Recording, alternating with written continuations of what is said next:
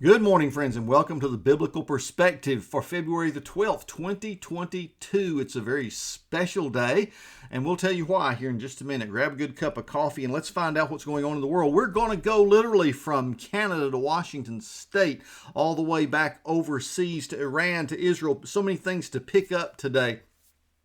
We're going to try to touch base on at least some of those as we look at our biblical perspective for the day. But first of all, I want to shout out a very special birthday today. My wife, Sue. I will not tell you how old she is, but today's her birthday, February the 12th. Happy birthday, honey. So glad that we'll get to share some time together later with some of the family and celebrate big time. So happy birthday to you, Susie. Now, back to what we were doing. We're looking at some of the events taking place around the world that are just obviously lining up events and nations along Armageddon's battle lines, just getting ready for what's coming, just as the Bible said the nations would look like in the end times. And for many people who have kind of bought into a different kind of picture of the end times, we were told, I remember being told this when I was younger, oh, there are no signs to point to the rapture of the church. Oh, no, that's going to happen suddenly and it's a surprise, thief in the night type of thing. Forget that Paul said it won't overtake you believers like a thief, because you are watching. Watching for what? Watching for all the signs and the signals that the Bible has given us. They are in the Old Testament and New Testament all over the place, and they are so clear that Jesus said in the Gospel of Mark chapter 13, you must keep watch because I've told you everything ahead of time. I've told you everything? That's right. Remember, Jesus is the living Word of God. And from those Old Testament prophecies that were laid out by the prophets right on up through the New Testament, the very words of Jesus, the red letters, all the way through the book of Revelation, you have the Lord Jesus Christ speaking clearly about what's taking place and going to take place. So when you look at all these things, you've got to recognize it's coming together like a gigantic jigsaw puzzle, one with thousands and thousands of pieces. And don't you just love putting those together when you finally are able to see the big picture and you see the pieces coming together and you can realize what's actually happening? Well, that's what's going on in our world today. And today's a big day up in Canada, as many of our friends are fighting for their freedom in this nation where Justin Trudeau and his government have heavy-handedly tried to suppress both religious freedom and the freedom of people to control what's put into their own bodies. What kind of shot must I take? Well, if you don't take the one we recommend, you can't even drive across the border, or you can't do this, you can't do that. Even arresting some pastors and jailing them for the crime of having worship services. Friends, we're praying for all of you up there in Canada, especially as your oppressive government begins to take all kinds of actions. A couple of your officials have gotten up and grandstanding, talking about how they're going to jail all of you. They're going to steal your trucks. They're already stealing your gas, stealing the money that was being given to just support you and keep you alive during this time. Can you believe a government would stoop this low? I call on you folks in Canada, all our friends, to stand up, stand together, and remove these despots from the positions of power in your country. The people need to rise up, as they have risen up, and speak out against this, and don't stand for it. I mean, if you at this point, at the point of confrontation, decide, well, it's not worth it, we're going to walk away, we're going to give in at this point, then they've won. That's what's been happening in a number of countries around the world. It seems like the dictators are winning and the people are having to go off and lick their wounds and say, wow, what could we have done any better than what we're already doing to try to resist these despots? But yet, here it is rolling. Now, I know you can tell I've got quite an opinion on some of these things. And if it's the same kind of opinion that filled the hearts and the minds of the very people who founded our nation, who would not stand for tyranny, but said we're going to be a country where we, the people, have the voice and are free to worship as we please, pick the job we want to have, and no one's going to force us into these molds. And yet that's exactly what people are doing around the world today, which to me is a picture of the beast, the very famed Antichrist system that's trying to envelop the world right now. And my hope and prayer is that there will be some places of resistance left even when Jesus comes. bastions of freedom that can hold out until Jesus returns for us. Will that happen, or will the whole world already be enveloped in this terrible, terrible beast's grip by the time Jesus returns? We shall see. But in the meantime, many of us are saying, hey, and in many of the states we live, like South Carolina, life seems to have returned to normal. Folks just show up at church, at work, at school, at the Walmart, and just do what they want to. And we're not acting as if we're in the grip of some kind of pandemic. The pandemic was bad enough, but it's what the government did to us in the meantime that really solved many of the problems that these despots had before us. Well, how do we control the people? Oh, wow, if we've got this disease we can blame for all of it, we can clamp down and assure that we will stay in power. Well, friends, that's not working so well for them, and especially not working so well for Big Pharma, who told us in the beginning, if you'll just get this shot, yes, you're the experiment. No, we haven't had a chance to test it on enough people. Oh, don't worry, it's perfectly safe and effective. You've heard the lines. You've heard the commercials sponsored by our government in conjunction with Big Pharma. They spend more money in promotion than I have ever seen before. And yet, what has really happened?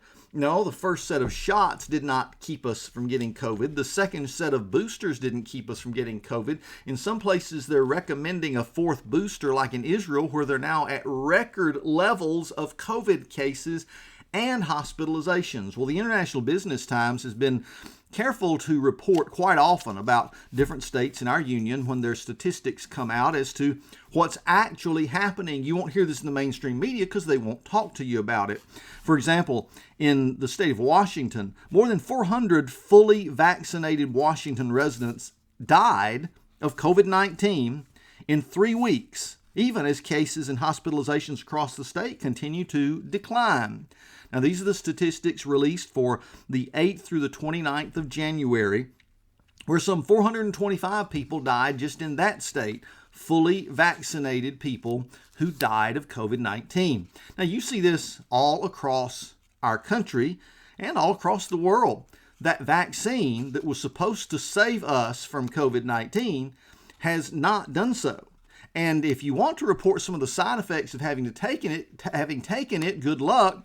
You'll find all kinds of resistance. Some of you listening to me have already discovered that. Matter of fact, in looking at those Washington state statistics, they reported 164,031 what they call breakthrough cases. In other words, the COVID-19 infection broke through the protection of the vaccine. Well, we've been sold a bill of goods. We were told that just take the shot and everything gets back to normal. Nobody will have COVID anymore. No, it doesn't work that way. And you can't blame the unvaccinated when the shot was supposed to protect you in the first place. Then in Kansas, we read the story of how a family of 68-year-old Jeannie Evans is attempting to sue Moderna, all because of the reaction that killed her, the reaction to the Moderna vaccine, confirmed by autopsy.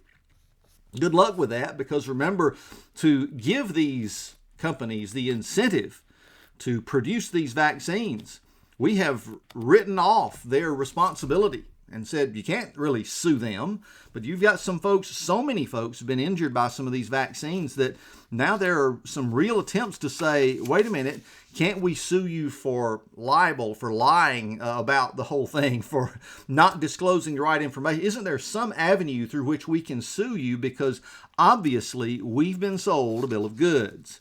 Meantime, the New York Post reports, and listen to this line from their title, their headline. It says, "Science shows the vaccine mandates are no longer necessary." Well, if they're no longer necessary, why is it that we keep having them in various places? Why is it that some of you have employers who are threatening you, even refusing your religious exemptions and saying you have to be vaccinated if you're going to work for us or serve us or do certain things, come into our restaurant?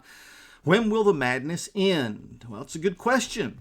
I think that what we're looking at is one of many excuses. I don't think this is the only one. Many excuses are going to be used for a worldwide identification system, and one that can't just be on a card, because you know what we've discovered? People can counterfeit vaccination cards left and right.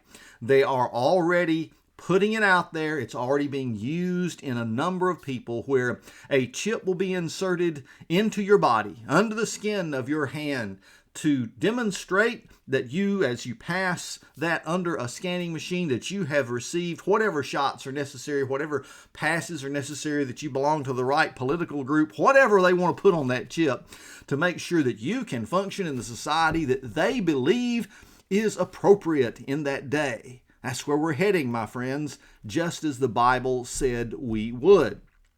But in the meantime, what else happened yesterday? Across the world, the biblical nation of Persia, remember Persia, one of those key nations that's going to, according to Ezekiel, invade Israel in the last days. Over there in Iran, they were celebrating the 43rd anniversary of the Islamic Revolution. Now, how do you celebrate in your country when it's, like, for example, Independence Day here in the United States? Maybe have some fireworks, a picnic, barbecue. Do you talk about your founding fathers and what a good country you have? Well, that's not the way they celebrate in Iran. In Iran, they have big parades, and then they have flag-burning ceremonies amid shouts of death too.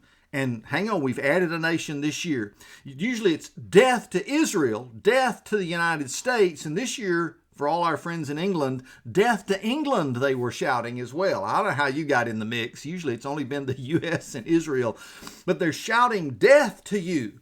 They order in apparently a bunch of American flags from the place that manufactures more of them than anywhere else in the world, which is what? Communist Red China. Yeah, the dragon that has 1.5 million people in concentration camps right now, yet we decided to just go celebrate the Olympics with them and pretend like nothing's happening. So they order all these American flags in from China that they get dirt cheap, and along with Israeli flags that they probably manufacture over there as well. And they have flag burnings left and right, and they proclaim how Allah is going to help them defeat the great Satan, the United States, and the little Satan, Israel, and that one day they'll be wiped off the face of the earth.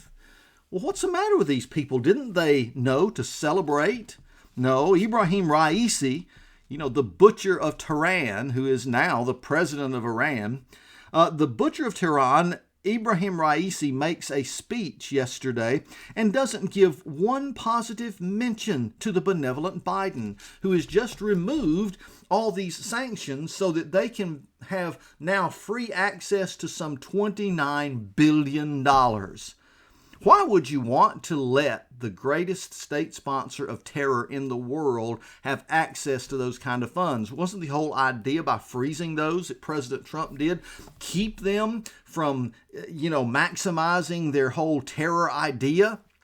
Funding some of their proxies like Hezbollah and Islamic Jihad and Hamas. No. Instead, we're going to give them all this money, hoping that will just stroke them the right way, to help them realize the error of their ways, and perhaps allow them to somehow come to their senses, so they will come back to the table in Vienna and strike up a new nuclear deal. In the meantime, they are enriching uranium, and some say, hang on, Iran is perhaps only a couple of months away from having their first nuclear warhead on a missile.